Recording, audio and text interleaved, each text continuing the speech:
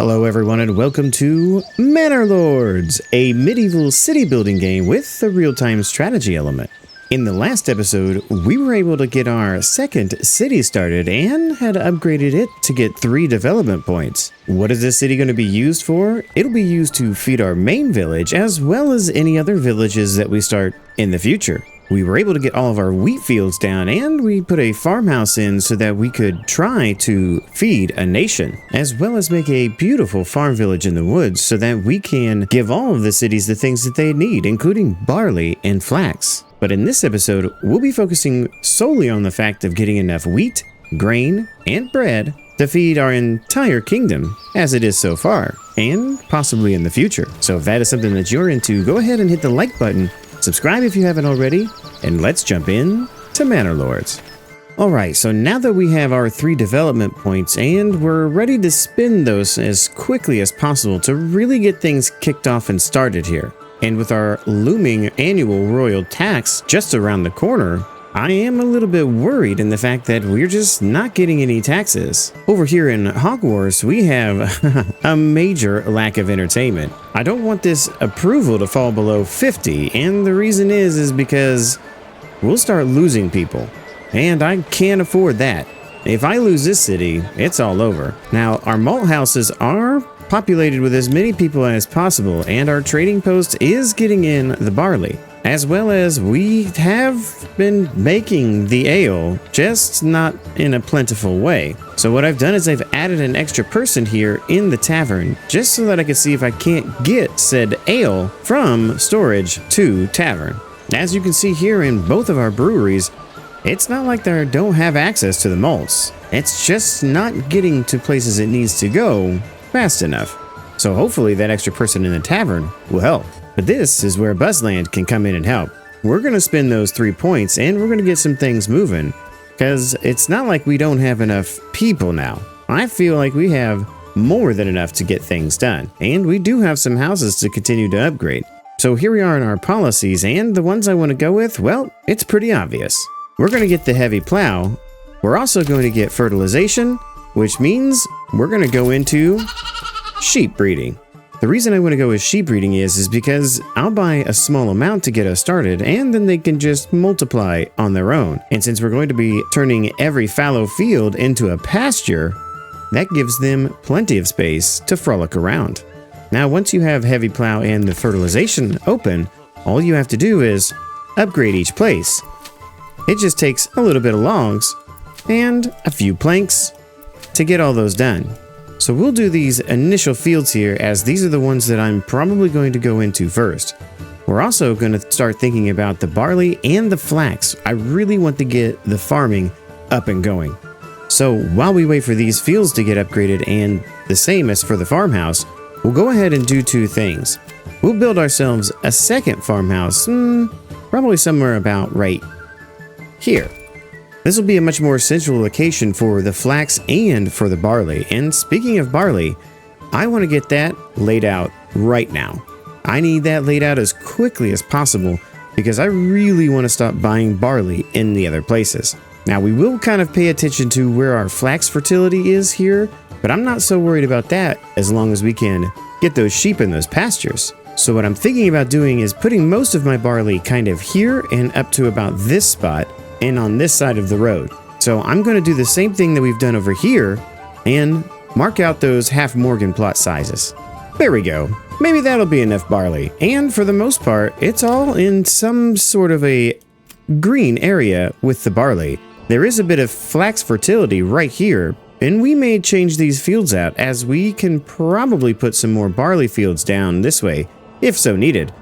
But if we get this far away, we're going to need another farmhouse. So we'll leave that spot kind of indecisively in the right area. So I guess the last thing to do is just set all these things for crop rotation and get them ready and select the type of crop that we're going to have in them. Now we'll have to monitor these just a little bit to make sure that we have enough people and farmhouses to get all these fields completed. If we need more people and farmhouses, that'll be fine. And now with all of our fields set as we want them to be with fallow and barley, I think it's time to do something else that will help us along.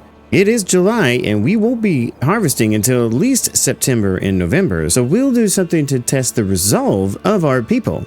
And as we have tons of planks, 168 of them, and counting, and lots of people standing around doing nothing, I say we give it a shot here and go ahead and start upgrading all of our fields. If we just go through here and do every one of them preemptively if we can, it'll save us a lot of time in the future. I think it's a good idea. And now with all of our fields being upgraded and all of them being pastures, there's just a couple more things to do. We do have enough stable space to continue to buy more oxen, and we should do it. That way we can populate those farmhouses with oxen when they're ready. And the next thing we should do is probably decide where it is that we want to put our livestock trading posts. I'm thinking probably somewhere close to all these fields would probably be the best idea, just to make it convenient for the guy to get there. The other thing we'll have to put down is a sheep farm. And I think again, we'll put that sucker right next to the livestock trading post. And the reason being is they're gonna have to guide all of the sheep to where they need to go. We very well may need 2 or 3 of these, because as you can see in the pasture space, that's 482 sheep that we're gonna need. And that number is only gonna go up when we put our flax fields in. We're going to be way above 500 and maybe even close to 600 sheep. That is a lot of fertilizer. Well, the king's tax has gone up again, and we're up past 800 coins. Oh, man. It is getting very ridiculous. And because of that, I had to go ahead and start taxing our people again. But it does seem that our happiness is going up with our market food variety, clothing, and the church level. So we're trying our best to combat this, but it is not going well for us in Hogwarts. But as luck would have it, another bandit camp has come available to us, and it is time to take on these rotten miscreants as soon as we possibly can. I don't think they stand a chance against the mighty army of Hogwarts. So per the normal, we'll just go in and take out all these rotten bandits. And per the usual, we'll go ahead and put those coins in our treasury, making it just barely enough to pay the king. I'm really not certain what we're going to be doing here in the near future. We're not going to have enough tax here if we don't really figure this out. I can't take that kind of approval loss at all. If I go too high here in Hogwarts without giving them some extra stuff to be entertained with, I don't know what else I can do. It does seem like our tavern is getting what it needs on a little bit more of a consistent basis now that we have 2 people in there. But that lack of entertainment that we've already done once, it's hurting real bad. But for the time being, I think I'll go ahead and take the taxation off, as we have enough to pay our king's tax. So with our tax situation handled for now, and the fact that we have a bandit camp that we've already taken care of, I think it's time to get started on all these fields. We'll start off by buying another ox. That way we have the ability to put 2 into this one farmhouse and still have plenty to do other things with.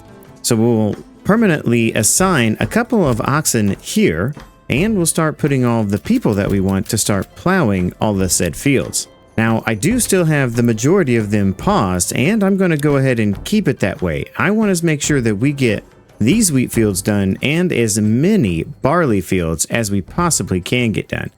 Some of them are still under construction, unfortunately, but that's okay. Hopefully we can get these things done in a hurry. We'll only populate one of the farmhouses, and we'll leave this one for the time being.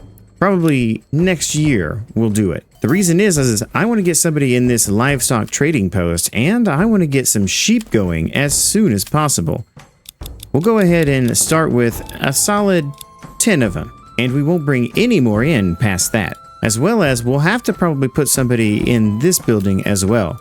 And that takes us down to only having 5 people to do any of our projects. There's still a lot of fields that need to be built, so I'm thinking we actually may need a few more houses. Now, looking over our town for the best spot, well, I did save this place right here to have as many artisans that we could possibly want in the near future. And back here, back behind all of our granaries and things that we have to be constructed, I think that this is the best place to put more houses. Now, we don't need them right now, but we will need them in the very near future. So I think it's time to actually tell this logging camp to be limited to just this area so that we can start, taking out these trees. We'll also do the same thing with the Woodcutter's Lodge just to make sure that we're getting all of these as quickly as possible.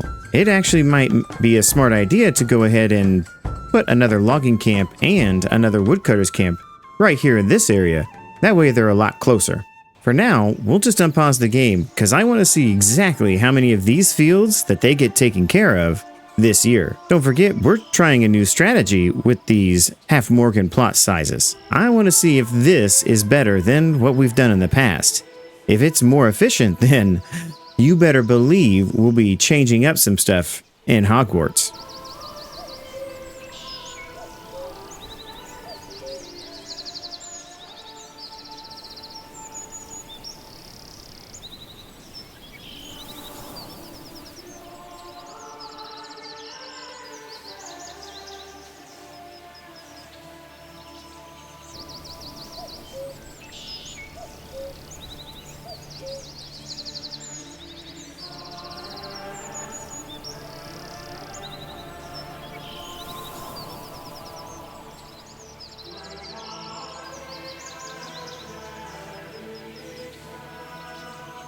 So while I was waiting for the fields to be planted, I went through and cleared out a lot of the brush that was on the edge of what we have here for our wood cutting area. I just wanted to see exactly how much wood was still available and new trees as we were thinking about putting people here. I also took the time to relocate our woodcutters camp.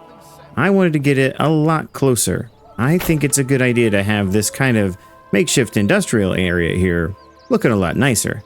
This will allow us to squeeze 4 more families in here for our farming adventures. We'll probably have to do something with this small road here and extend it out on past the Woodcutter's Lodge, but we can deal with that in the near future. Those houses still seem to be close enough to the market that I'm not too worried about it, as they have almost a direct route to it. But our artisan houses could come in pretty handy right now, but I still don't quite know how many of those guys that I want.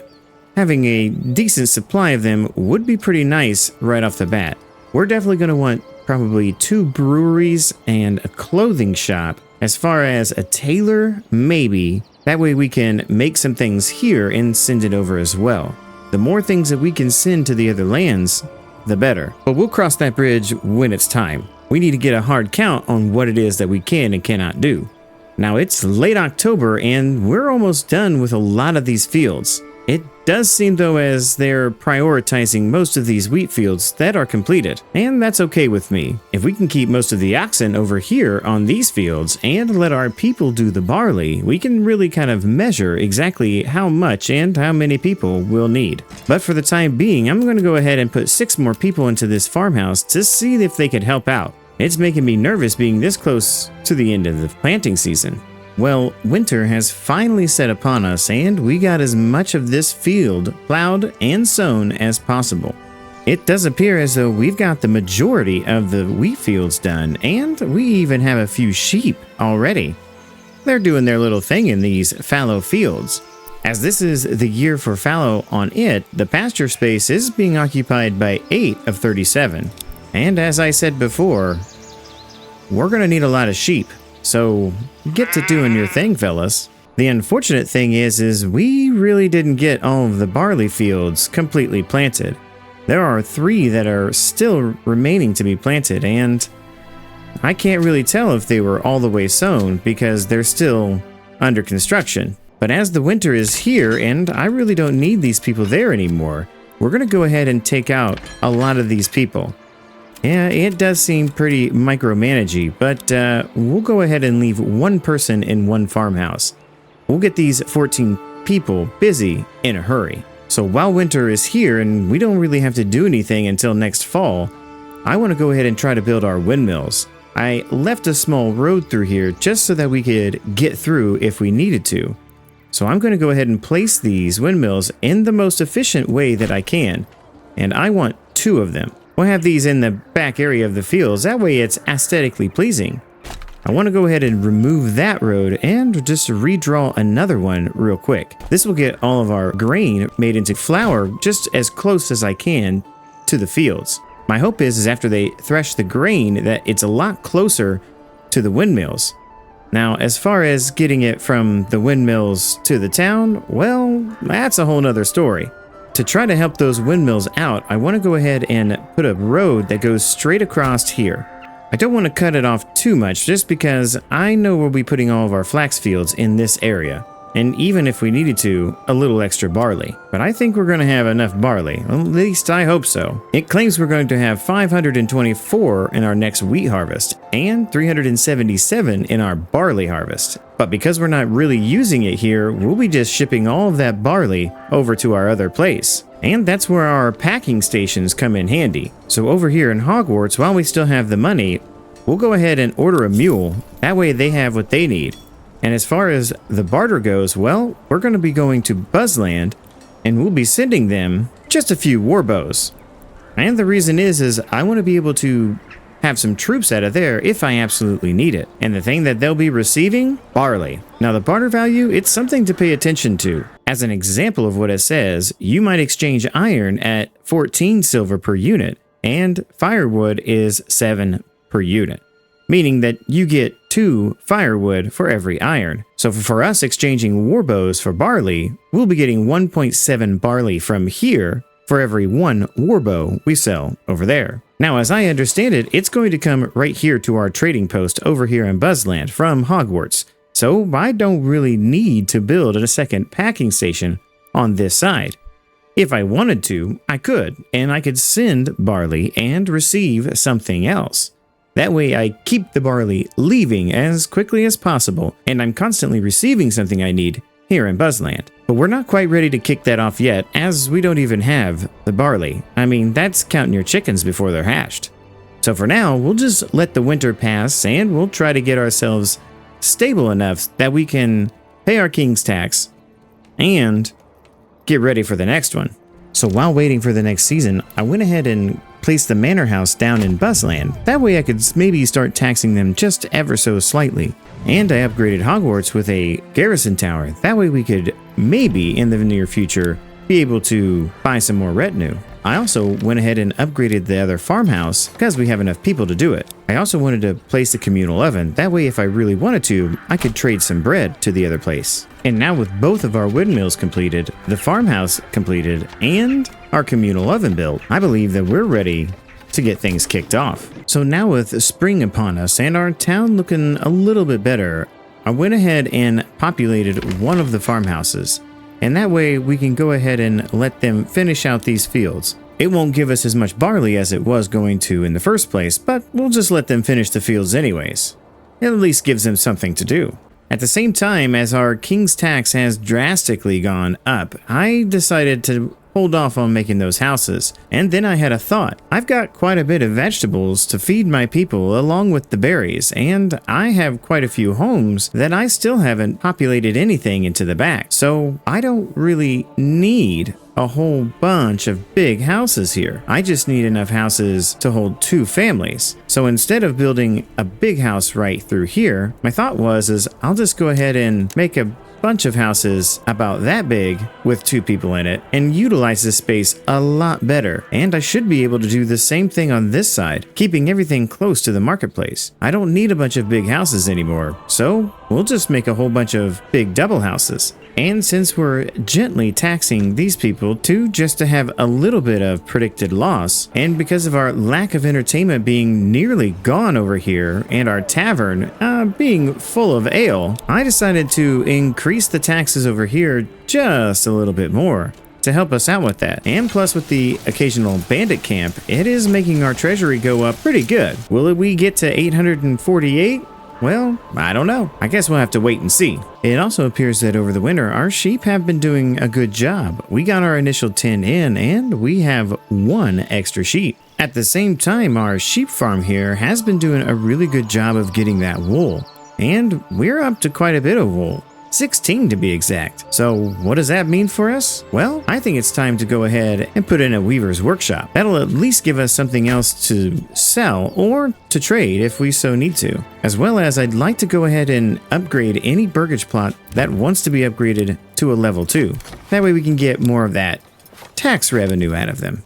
Now, logs does seem to be the thing that's keeping us back right now, but I have a plan for that. This logging camp is kind of far away, but doesn't have anybody in it. So I think it's time for us to put a new logging camp on the top of this hill. So we've gone through winter and spring, and we're in the middle of summer. We're creeping up on fall right now, which is the harvest time, and I can't wait to see how this community does. Most of the fields are nearly complete, so I'm excited to see exactly how much, if we really do get 555 wheat and 466 of the barley. That'll come in real handy pretty soon. Over in Hogwarts over here, people seem to be quite ecstatic with everything that's going on.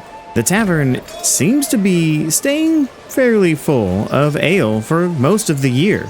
The only problem that I do see is our pocketbook. The coins in our treasury just don't seem to be doing well for regional wealth. And I've gone through this trading as much as I possibly can. We're pretty much not making any money off of our planks. And since we don't really have the stone to trade off anymore, we might as well just turn both of those to no trade. Barley has gone way up because of the fact that we have been buying it most of the game. If I had enough money, I would probably sell some bread, but I can't get 260 coins just to make this happen. So, unfortunately, we're gonna have to turn the meat off temporarily. I also turned off the eggs, which makes people super unhappy because of the fact that they don't have nearly the food selection that they had before. They're just down to bread, vegetables, and apples. We're still importing the iron ore because of the fact that that's the only way that we're making some money. We're trying to sell as many spears as we possibly can, as well as warbows and the large shields. But we may just have to turn most of that off. We're still selling as many shoes as we possibly can manage, but we're not making nearly the leather that we used to. It's just hovering here around a low amount, and it's not looking very good. I've been trying to figure out exactly how much of everything that we could possibly sell. I could sell yarn from here, I could do some other things, but for now, I think we're just going to turn off anything that we're importing and try to sell as much as our natural things as we possibly can. And those natural things would be dyes and warbows.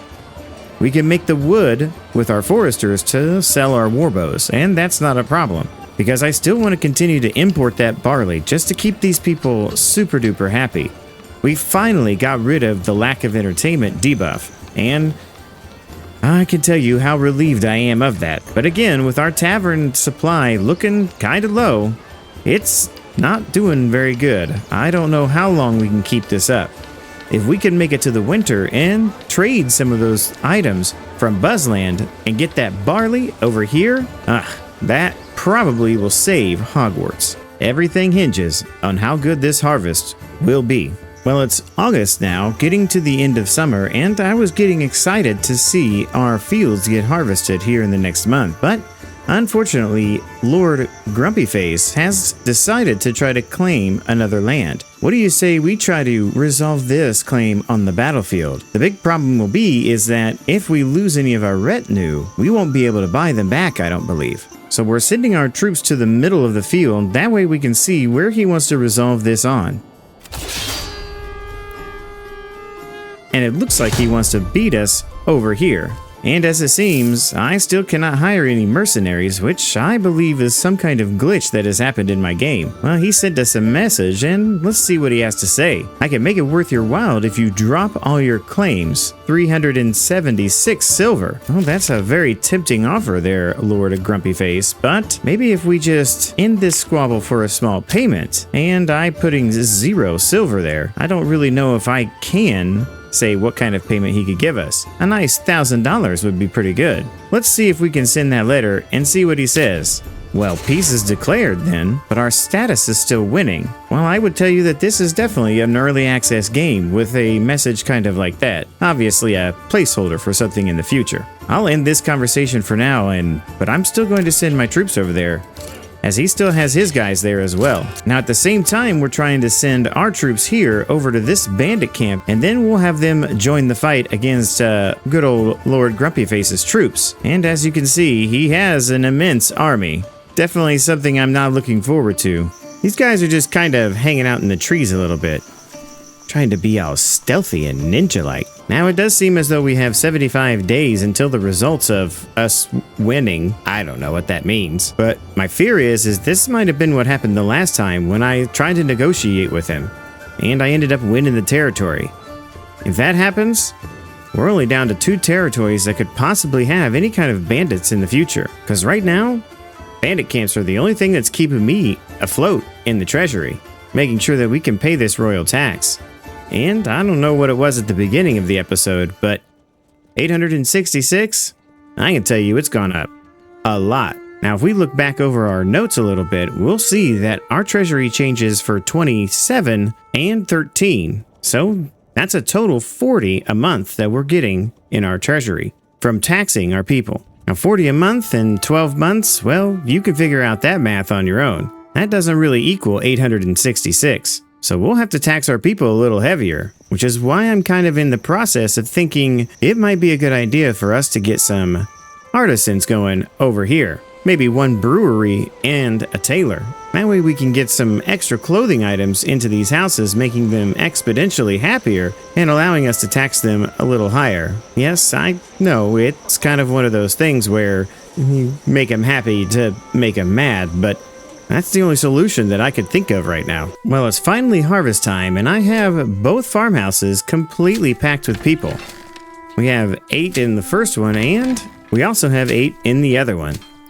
So let's see if they can't bring in all these fields. Well, it does seem as though they did get them all harvested, but now they're just going back through to pick up all the grain and everything else that they left behind. As there is a few of them that seem to have started getting plowed, that's going to be a really good thing. One of the things that I'm most curious about is how well this is going to help with the fertility. So we might do a side-by-side here in the very near future, and we'll take a look at this field once the sheep have their way with it. Now, unfortunately, we'll have to wait until this field gets 36 sheep before we start filling up another one. And as I said before, 453 sheep. That's a lot of sheep. So as you can see, we do have 5 lambs already, and that is a good thing for us because it's going to help us populate all of these fields slowly and surely. But good old Lord Grumpyface keeps sending in more and more troops, and I'm glad we decided not to try to take him on. I believe we probably could have taken on his first army here pretty easily. That's a 36 retinue though.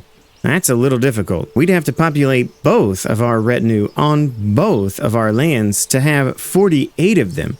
And I'd have to try to isolate these guys with my retinue versus his retinue. But as you can see, he does seem to have all of the mercenaries.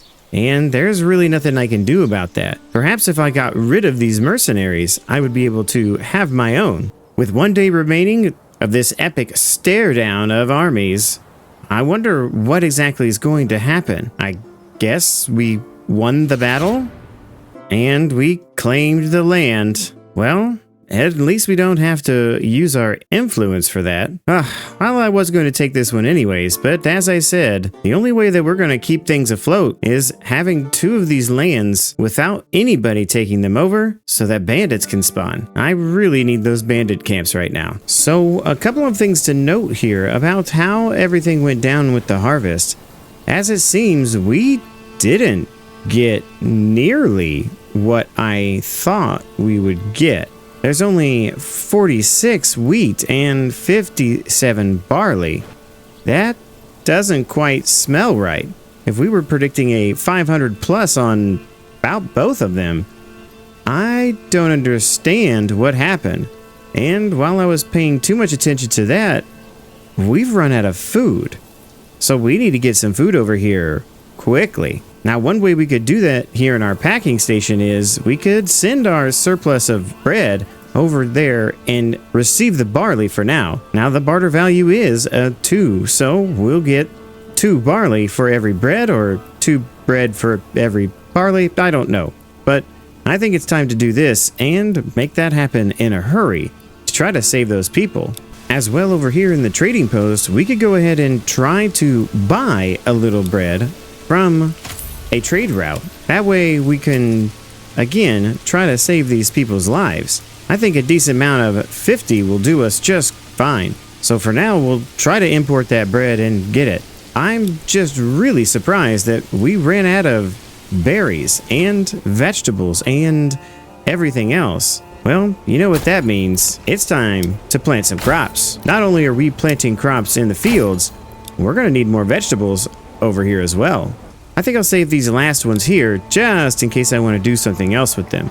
At the same time, I think it's time to think about our artisans. We're doing pretty good on the king's tax, and people are somewhat happy, even though there's no food. So I believe it's time to go ahead and stick in all of our artisan houses, and we don't have to build them just yet. I think we'll just leave 2 to be built right now, and hopefully we can get those guys in and get our artisans working on things like clothes and other things to try to offset that happiness that we obviously don't have right now. So it does appear as though our packing station people did get here and give us a little bit of bread and took our barley as well, and they're on their way back to Hogwarts with that barley. So it's a good thing there's a nice road that goes all the way there, fellas. Well, our trader finally made it with the bread. Oh man, that was nerve-wracking, as our people were getting pretty upset with the fact that they weren't eating.